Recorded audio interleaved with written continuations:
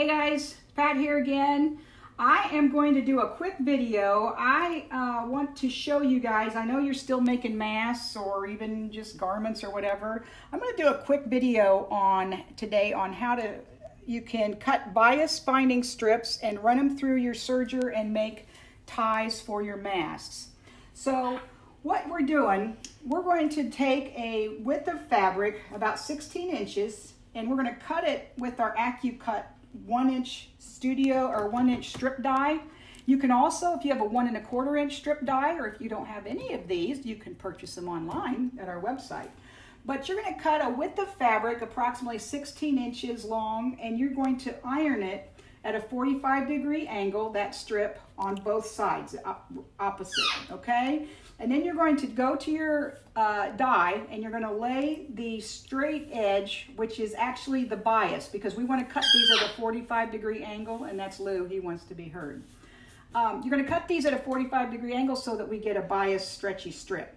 And what we're going to do is fold both sides in, and we're going to run the straight edge, keeping it straight all the way across the die. This is actually a smaller piece, just because I've already cut some and I want to show you, basically, to be able to demo it how it's done. So you just want to make sure you don't get any wrinkles in there when you're folding it over. It was on the die there. And you're going to lay it in there and fold it up like this. Fold this up, make sure it is inside the lines, or outside the lines, I should say. And that needs to go over just a hair. And we still kind of got that. Yeah, come on. It was really good there at one point. We're gonna lay it flat, fold it in, fold this in. See how I creased that? You really want to get a good crease so you have a straight edge. There, that we go. There we go. And fold that in. Lay that across, and we're going to run it through this wonderful AccuQuilt. This is the Go Big. We have them in the store. If you don't have one, you can purchase them online. And if you don't have the die, you can purchase it online. We have 1 inch, and it'll take a 1 inch and a 1 1/4 to go through the belt loop binder that I'm going to show you. Once that's done, give it a nice little love tap, slide it off, and there's our bias strips. So next we're going to go to the serger, and I'm going to show you what to do with these. Okay, so I've got all my bias strips cut here that I've cut, and I'm going to show you how to turn those into one continuous big bias strip. You can see they're just, the bias binder folder just does it, and see how they stretch because we did them on the bias. So what we're doing is we're setting up our serger for a 3-thread right narrow cover stitch. So you're going to put your table on, you're going to put your bias binder. This is the double fold bias binder. It's 28 millimeters, and we have those online. And you're going to put it on your machine with the little screws that come with your machine, and you're going to set it up so that the edge of this belt loop, or the binder, goes right to the edge of your number 2 cover needle, your number 3 cover needle. So you're going to set it up just like that, and I've just serged right through there, and you're gonna, the settings, what's really nice is in the directions, it gives you all the settings that you need when you put this on the machine. It tells you how to put it on the machine and what settings to set it up for. And I am going to show you, you don't even have to sew all these together. I'm gonna tell you what the secret that I do. What I love about cutting them on the AccuQuilt is it gives you your points that you need when you set it through the binder like that.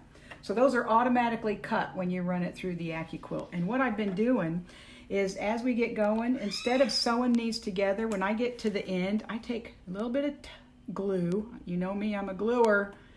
And I'm a little bit of glue on this pointy end because you want the points to go in. And I set them and match them up like this. And as long as that point is on there really good and secure like that, I go to my machine and just start stitching it. And it runs, you can see it runs right through for you. And you go to the next one,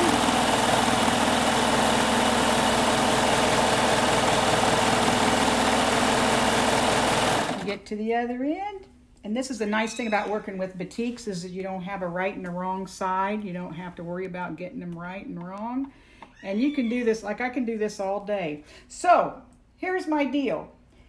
You can, if you don't have a serger that does a cover stitch, I will figure out a way. Let's say you don't have a serger, but this will also, believe it or not, this also fits on the sashiko machine. So I will set the video up and I'll set my sashiko up and show you, because I also have 2 great deals on the sashiko that you can use to make binding too. And that's, if you don't want a serger or don't have a serger, or your serger doesn't have a cover stitch, think about getting a sashiko, and I'll set the video up and show you how it works with the sashiko. Our sashiko has the same foot on it that we had on our Triumph, and it's all set up and ready to go. And I put a mask in here just to show you, because if you're going to use the sashiko to make your straps for your mask, you're going to want to go ahead and put the mask in and bind the sides and add the straps on either side. So this is what I've done. I've made kind of a little quilt, a little sandwich here, and I've got my sashiko set up, and I'm doing a stitch length of 3 with the spacing at the very narrow,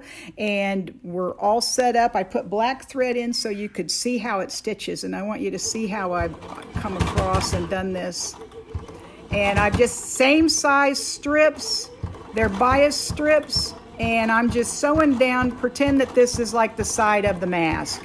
And we're going to stitch this on, and you can see it's rather quick and painless.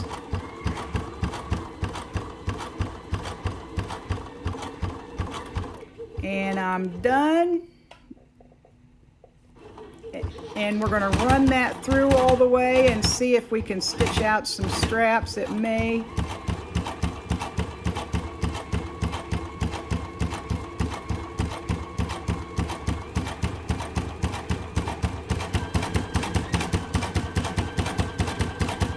There we go.